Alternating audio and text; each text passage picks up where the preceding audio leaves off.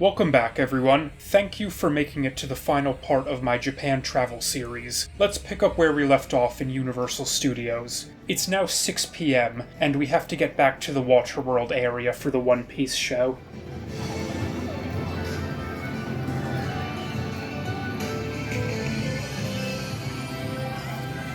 I know that I shat on the movie Waterworld before, but this is actually a very good-looking stage. It doesn't even look out of place in the One Piece universe. The rugged, corrugated metal look is quite versatile. Our seats were on the far right side, that is, house right, and in the second row. Our seats were labeled as a part of the splash zone, but we never saw anyone get wet. That may be for a different show. I hope that the ticket seller asks if guests are comfortable getting wet when that is a possibility, because he never asked us. There have been several different One Piece live shows over the years. The one that was running during our visit is called the Premiere Show. They've even changed the plot of the show almost every year. I wasn't able to find much video from the show, especially from the past year, as recording during the show is not allowed, and even the promotional videos only cover a small portion of it. There's an encore at the end, at which time guests are allowed to record, so we can get a good look at the costumes. Most of the costumes are extremely well made. They even managed to accurately portray Frankie and his big dumb arms.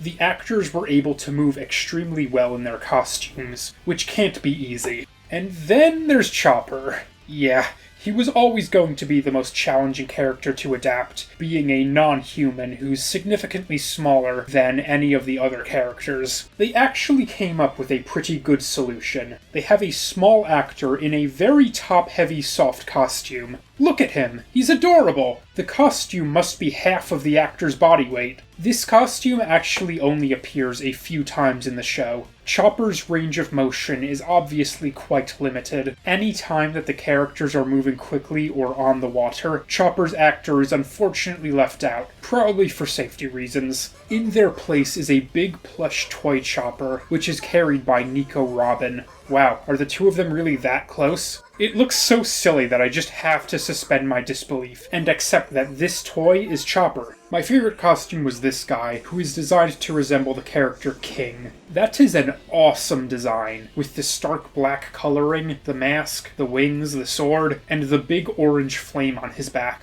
All of the main cast's voices were recorded by the original anime voice cast. The dialogue was all very clear, and they also got each character's personality and enthusiasm across in their voices. Because the voices are pre-recorded, the actors had to synchronize their movements with the dialogue very closely. I imagine that that's more difficult than speaking the lines aloud and setting the pace of the action, even if they're saving some energy on voice projection. But they pulled it off beautifully. Something that you should consider about this show is that the dialogue is loud. At first, I thought that it were just because I was sitting in the front, where the main speakers are. But as I was leaving the theater, I noticed that there were additional speakers all throughout the house, up on the rafters. So the loudness is fairly consistent across the audience. We ended up leaving about an hour into the 75-minute show because the loud dialogue actually made my ears hurt and negatively affected my experience. I have sensitive ears. The visual effects were similarly bombastic. They used a lot of pyrotechnics in the show. There were two large fire machines on both sides of the stage. One of them was almost directly in front of me. Most of the time, these effects aren't anything too remarkable. They emitted a little bit of fire to represent Sanji's Diable Jambe technique. But when Zoro and the King clone clashed, the pyrotechnic system produced the most blindingly bright light I have ever seen. I don't know how they even physically make the light that intense. They must have used phosphorus or something. I had to cover my eyes, but I'll admit that it looked extremely cool for the 2 seconds that I saw it. And there were other interesting effects too. The villain's henchmen and the background extras carried these really unique fabric sheets with digital lights built into them, and they could arrange the sheets to make various pictures and communicate some ideas visually. Really cool. And the actors do the thing where someone will swing a sword or deliver a kick, and the enemy that's standing half a meter away will fall down. That's just a cliche of live martial arts shows. The experience wouldn't be complete without it.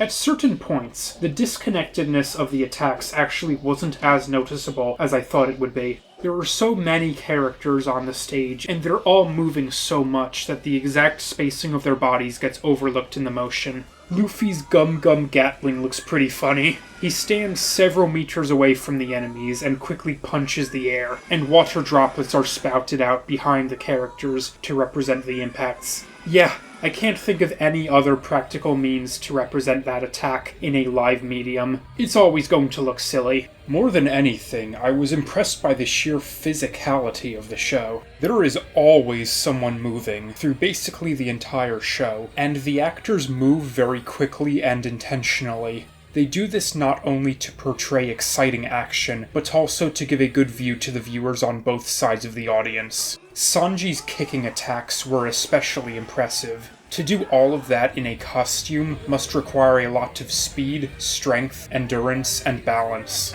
There's also a scene in which Nami and Usopp ride jet skis across the pool, and then park them quite effortlessly, and quickly jump up onto the floating stage. This is not a very large pool. It must require a lot of precision to round this curve and bring the vehicle to a stop quickly and safely, and that's a completely different skill set apart from acting. I haven't found a video of it, but there's also a scene in which Luffy drops all of the way from the highest platform on the set down into the water. Of course, the show is all in Japanese. I understood about 30% of the dialogue. I'll give a quick run-through of the plot based on what I was able to gather, with some holes filled in with the few plot summaries that I was able to find. So at the start, the Straw Hat Pirates are out on some adventure when they cross paths with their old friend Rebecca. Rebecca is trying to rescue 3 princesses who were kidnapped, and the Straw Hats just immediately agree to help and go with her. I thought they kept referring to one of the princesses as Vivi, which confused me. None of the characters in the show looked like the One Piece character Vivi. The main villains in the story who are doing the kidnapping call themselves the Black Kingdom. They resemble European knights, but their costumes still have clear Japanese influences. As far as I can tell, they're not at all related to the Black Drum Kingdom from the anime.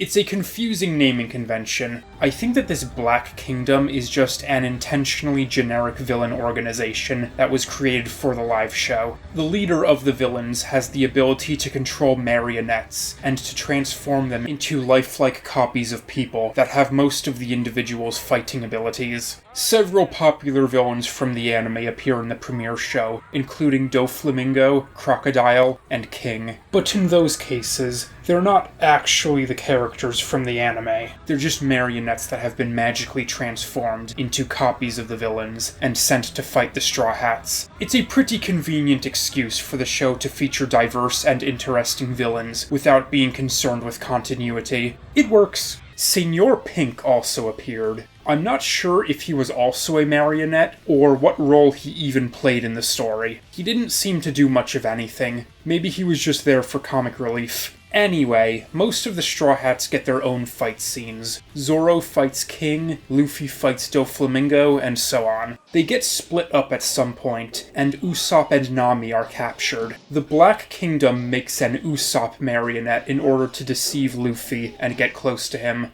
The fake Usopp puts sea stone shackles on Luffy to disable his devil fruit power. While Luffy is vulnerable, the Black Kingdom grunts come to attack him. He escapes by jumping off of the highest platform to the water below, even though he can't swim. He survived that, somehow. It wasn't quite clear how. Somehow, Usopp escapes and regroups with the other Straw Hats, and they find Luffy together after some time. As we know, Luffy is kind of stupid. He thinks that Usopp betrayed him and reacts angrily upon seeing him, but after some explanation, he calms down and comes to understand that it was a fake Usopp controlled by the bad guys. I kinda lost track of the plot at that point. Translating Japanese in my head takes a lot of mental energy. But they fight the bad guys some more and rescue the princesses, and yeah. Again, it was a fun show, very technically impressive, but I would have enjoyed it more if the dialogue weren't so loud. Maybe consider bringing earbuds if you plan to go to next year's show.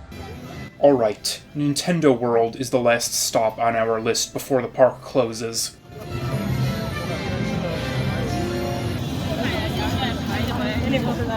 The The audio design is so good. Each small area has its own theme that blends seamlessly into a larger composition, and I can hear little sound effects like the coin jingle. Even the warp pipe has its own music.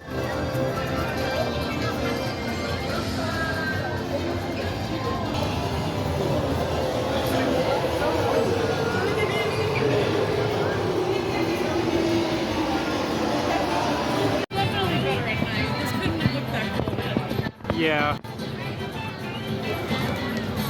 It's called Super Nintendo World, but it's 100% Mario themed. They might as well call it Mario World. Well, they're currently working on a Donkey Kong expansion that's supposed to open before the end of this year. Then, the name will be slightly more reasonable, even though Donkey Kong is still under the Mario umbrella.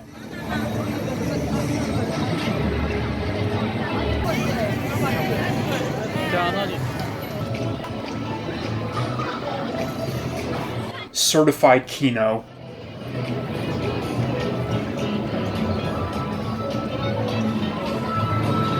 These bright colors look very good at night. They don't even look blown out under the intense artificial lights. The set pieces keep their contrast very well. And because of the several large buildings on both sides and the distance in elevation between the entrance and the rides, this world has a sense of scale and perspective that I find very impressive. At first, the outdoor area looks larger than it is. Between both Universal and Disney, this is the area that most effectively portrays the visual appearance of being in a cartoon. Just walking around is an interesting experience. The first ride we went on was a Yoshi-themed one.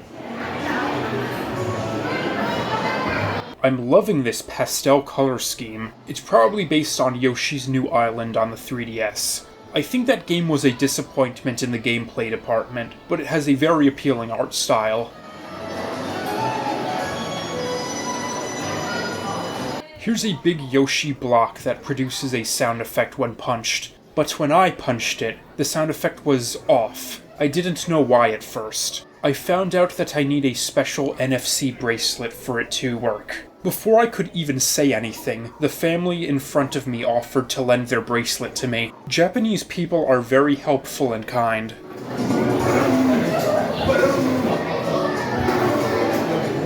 Oh, thank you.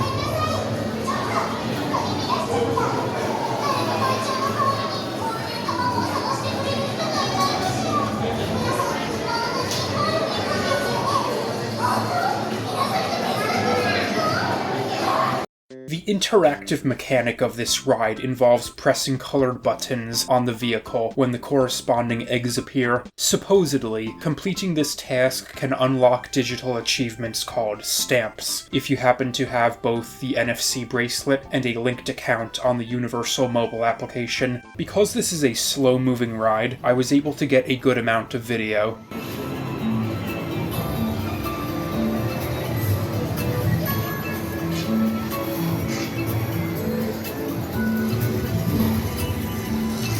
This is the perfect area for an outdoor ride like this. Because I have a wide field of view from up here, the world looks even larger and more detailed. Nothing is blocking my vision.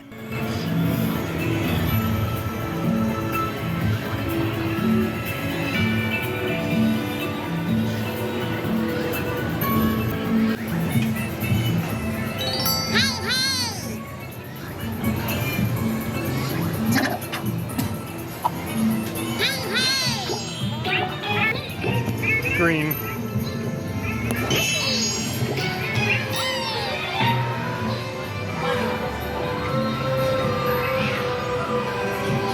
Imagine walking around on a planet that looks like your head. That would be kinda creepy. That's a lot of flashing.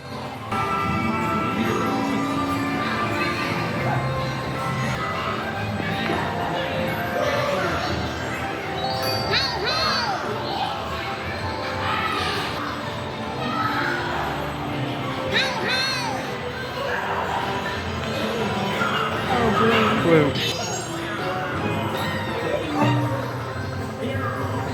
I thought that were just another green one. They should use more distinct colors, especially since blue and green can both be called by the same Japanese word, aoi.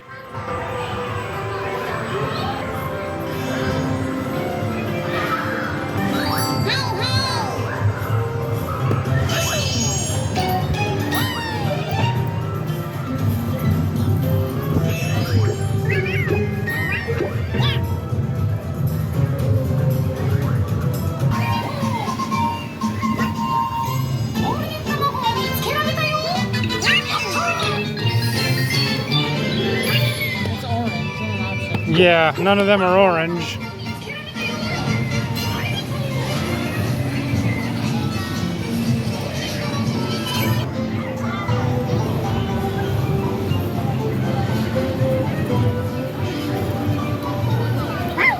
That was nice, to have a slow and atmospheric ride that encourages looking around to appreciate the details of the set. Another beautiful picture for the album. Now, let's look at some merchandise. Lot of plushies.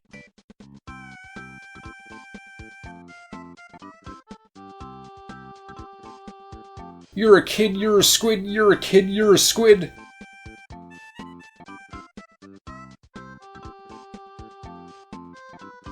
I think they're supposed to look pumped up and excited, but the downturned hat alters the vibe.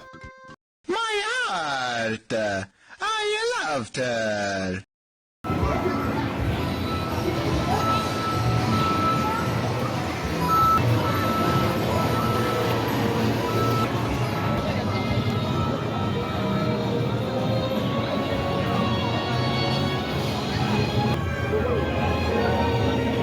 The second ride is in King Koopa's castle.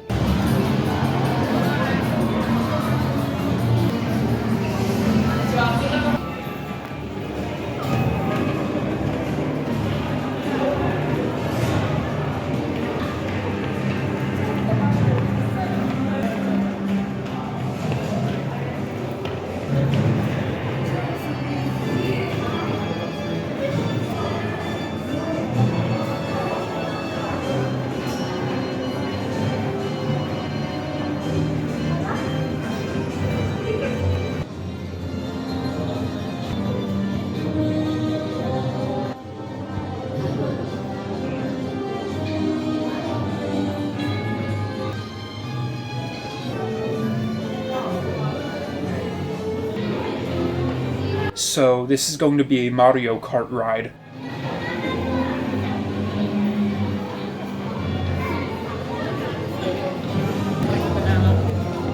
Yeah. Yeah.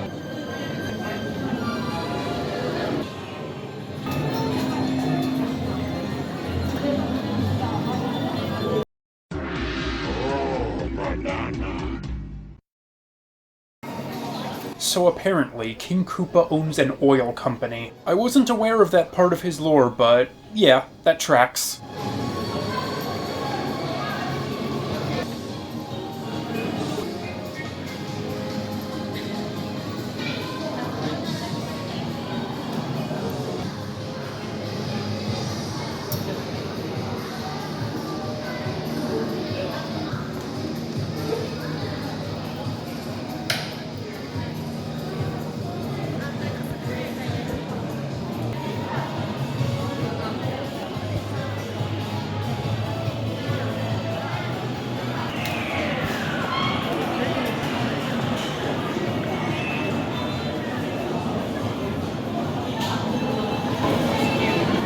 Yeah.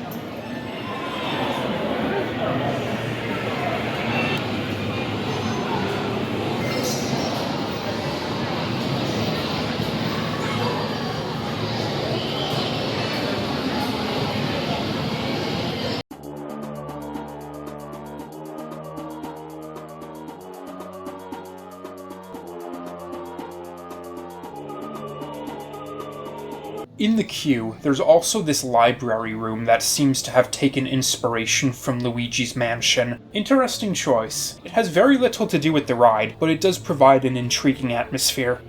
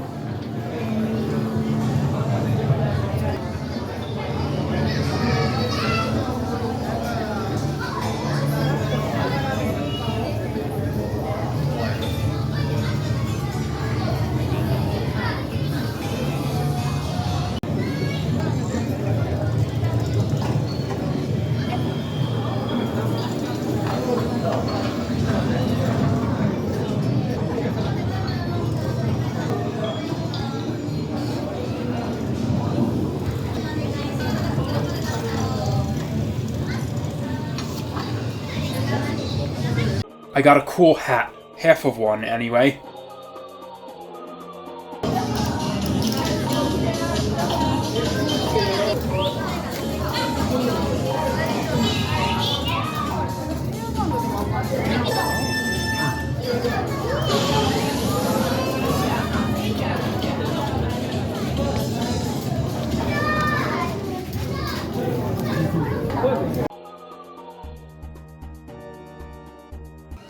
Why is Yoshi's skin on a mannequin with everyone else's racing suits? Are they implying that it's actually just a costume that he wears?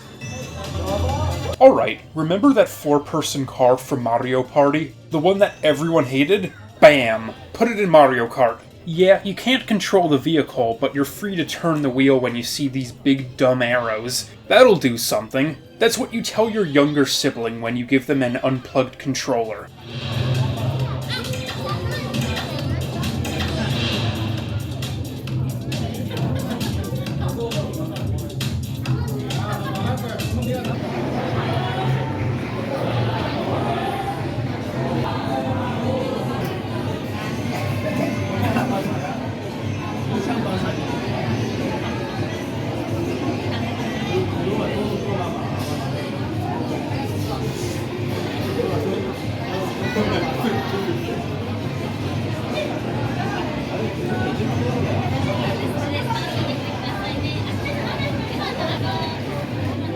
Alright, let me just say, wow. That was just an incredible experience, completely unlike anything else I've experienced. So, the ride itself is a pretty standard self-propelled vehicle on a track. It does have this extra rotating joint that lets it spin around quickly. The set is very well designed. There are several thematically different areas that are stitched together into a single track. The lighting effects and the quick turnarounds really help to make the transitions look seamless. The set strikes a reasonable balance between using animatronics and video displays. It's all well done, but none of that is anything revolutionary. What really blew me away was this transparent, augmented reality display that clips onto our Mario visors. These displays virtually project the Mario Kart racers and enemies into the space of the ride, and there are motion sensors attached to the visor, so the computer calculates the position of my head in real time in order to determine the positions of the characters.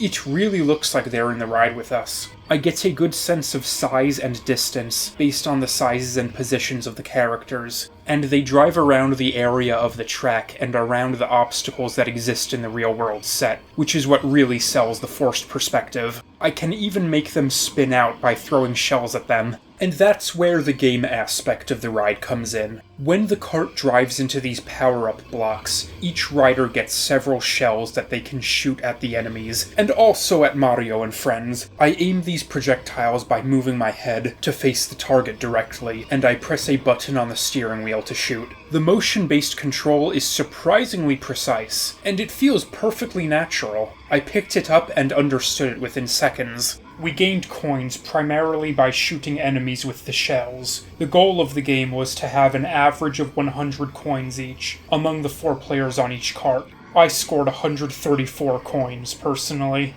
We could also shoot enemies that appeared on the display screens, which further reinforces the conceit that the physical set and the characters in the AR projections exist within a single, interconnected world. So, this is a fully functional ride and a fully functional video game at the same time. Usually when 2 media are combined in this way, the mechanics of one medium have to be significantly simplified to account for the other. Just look at Biohazard the Extreme. The inclusion of a video game aspect was very cool, but it's restricted to one segment at the very end of the experience. But that's not the case here. I can only imagine what future AR rides will look like. There's so much that can be done with this technology. I know that it looks like the vehicle is moving incredibly slowly in this video that I'm borrowing from Attractions 360, but during the ride, it didn't feel slow at all. There was so much going on at once, between the motion of the vehicle, the animatronics, the AR characters, me aiming and shooting the targets, and me also keeping track of my score and my number of shells, that my perception of time was distorted. It's like what I imagine the characters in a game are experiencing during a bullet time sequence. This is my favorite ride in any amusement park that I've been to, and honestly, it was the highlight of the entire trip to Japan. I'm very happy that I was able to get into Super Nintendo World, despite the several difficulties.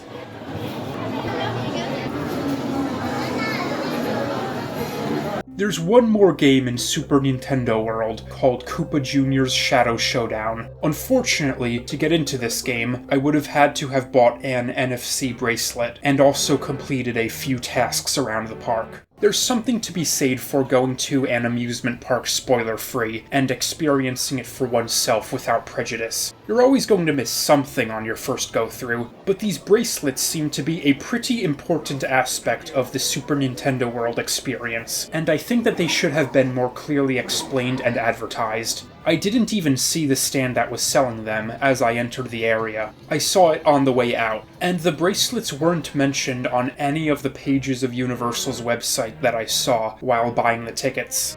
I thought this were a bathroom sign, but no. When they're in that box, it means elevator.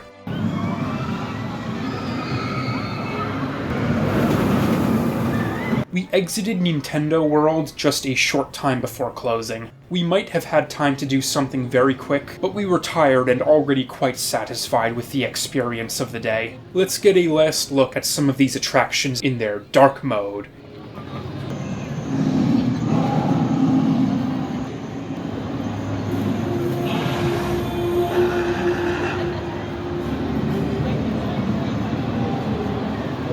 Along with almost everyone else in the park, we completed the nightly migration to the train station. It's a lot easier to get back to the city center than it is to get here, so this shouldn't be too hard.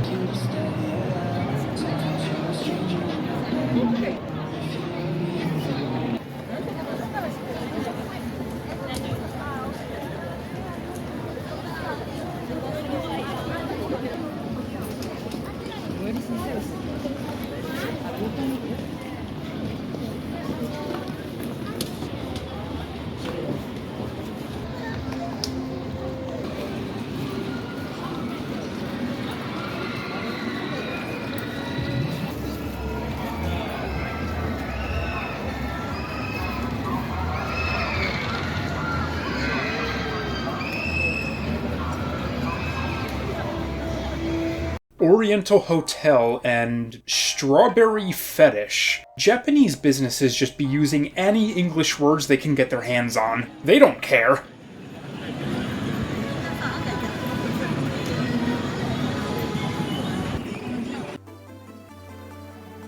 We're already a fair distance outside of the park, but I still see Universal marketing everywhere, even on the walls of the train station itself. After buying tickets, we had exactly 400 yen left. I'm glad that we didn't have to find a currency changer or set up a mobile application to pay by credit card on our very last night. Who knows how long that would have taken. Mildly air-conditioned. Thank you for setting a realistic expectation.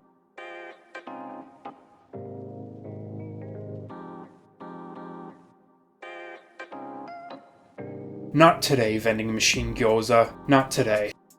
Now we're back in the city center. This elevator smelled like frankincense for some reason. Oh no, I don't want to know who lurks behind that door. This is our final morning in Japan. Our flight leaves at 6 o'clock, and the airport is a fair distance outside of Osaka, so we don't have too much time. We were both exhausted from the full day yesterday, so we were glad to have a day of rest. This trip was the most that I've ever done in 11 days. I think that the sheer excitement of being in Japan gave me a boost in energy, and that was bound to crash. Here, we're sitting in a vegetarian restaurant by the river. I got a bowl with rice, pickled onions, and mushrooms and such. I think those are chickpea nuggets on top. And that chunky liquid that looks like mashed potatoes is a coconut smoothie. The food was fairly good.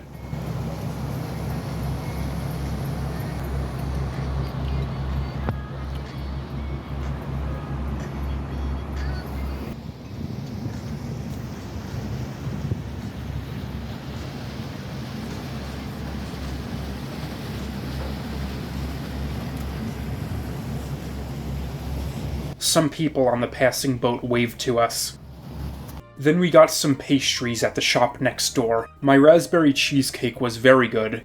We didn't have anywhere to be, so we started walking along the river. This is a neat place to hang out, nice and shaded.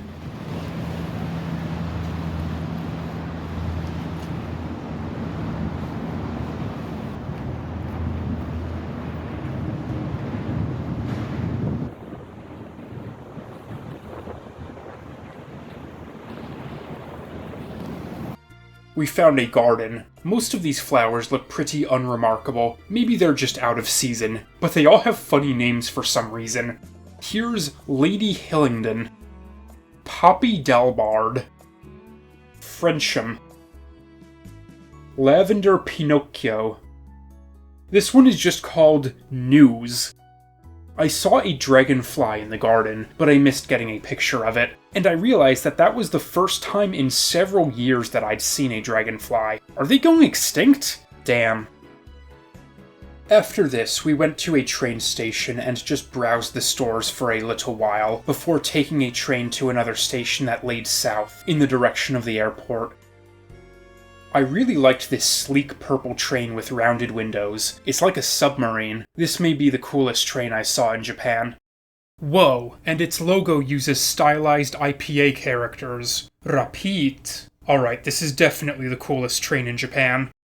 Some Osaka trains have a conductor who steps out of the train at stops to make sure that the doors are clear to close before the train starts moving again. I think the conductor kept the door open a couple seconds extra when we were trying to catch a train on this day. That was nice. I didn't notice that in the other cities.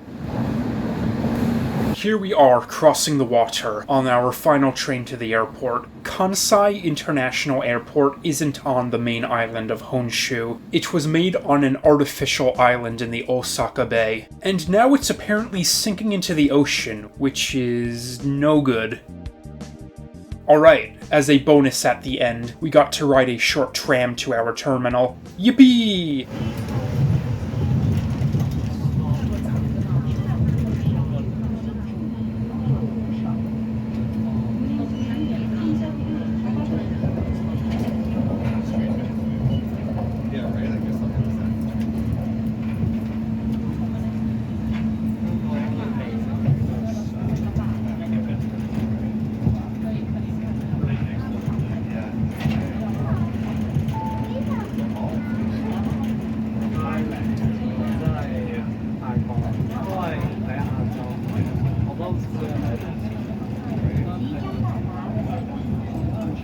Again, we flew Air Canada on a Boeing aircraft. I've been wary of Boeing for a while. They've had some very sketchy business practices. I found their legal petition against Bombardier to be especially asinine, but it's especially in this year that the quality of their engineering and their testing standards have been put into serious question following the grounding of the 737 MAX. In the future, I would go out of my way to avoid flying Boeing aircraft. It's not a company that I have confidence in. Back to my experience on this particular Boeing aircraft. I happened to be assigned a row that has half of the overhead storage space of a normal row. What the heck? Luckily, one of the 3 passengers in my row didn't have a carry-on, so I was able to just barely fit mine in with the second passenger's luggage. That's still shitty, though.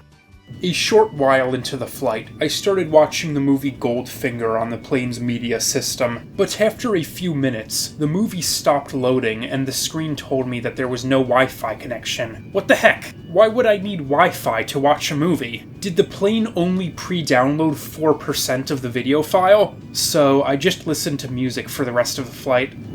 We landed in Vancouver Airport. I greatly prefer this route over the Toronto to Narita route. That one long flight was just too much. It became uncomfortable. I prefer 2 mid-length flights. I was finally able to switch back to my American SIM card. The provided 3 gigabytes of data were just barely enough to last me through the end of the trip. I didn't even use it very carelessly, mostly just for maps and Google searches, with a little bit of social media. Applications just use way more data than they need to now, and either the travel agency or the prepaid SIM card industry as a whole hasn't kept up with the changes. 3 gigabytes would easily last a month for me in 2015.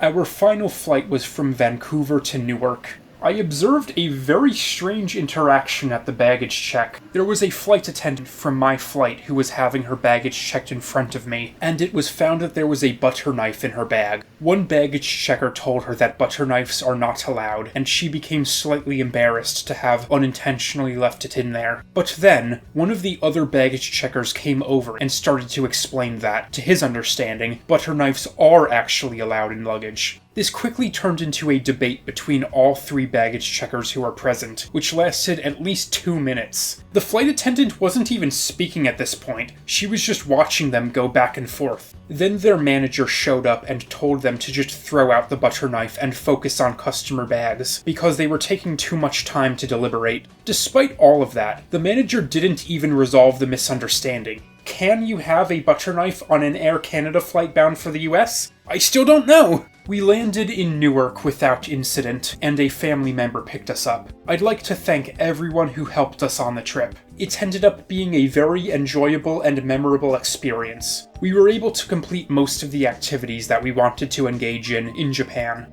My sister was especially helpful in terms of navigation. I'll go through a quick list of my favorite places and experiences from the trip. Osaka was my favorite city, overall. It offered the greatest variety of experiences that appealed to me personally. It's followed by Nara, Hakone, Sumida, Kyoto, and Minato. As for restaurants, Oko was obviously my favorite, but the others were surprisingly difficult to rank because there were several restaurants that offered unique experiences and made very good impressions. To narrow it down to a top 6, I choose Oko, Kotoshi, Sushi no Musashi, Chow Chow Gyoza, the restaurant in the Oshino Ninja Village, and Palermo. My favorite tourist attraction of the trip was Super Nintendo World, which is followed closely by Nara Park. Rounding up the top 6 are the general admission areas of Universal Studios, Disneyland, Cafe Kapiba, and the Aquarium Kaiyukan. I felt a bit strange ranking historical sites relative to theme parks, so I made a separate list of those. My favorites of the trip are Fushimi Inari, Todaiji Temple, Osaka Castle, Kinkakuji, Hakone Shrine, and Meiji Shrine. Well, thank you all for watching. This concludes the accounts of my travels in Japan.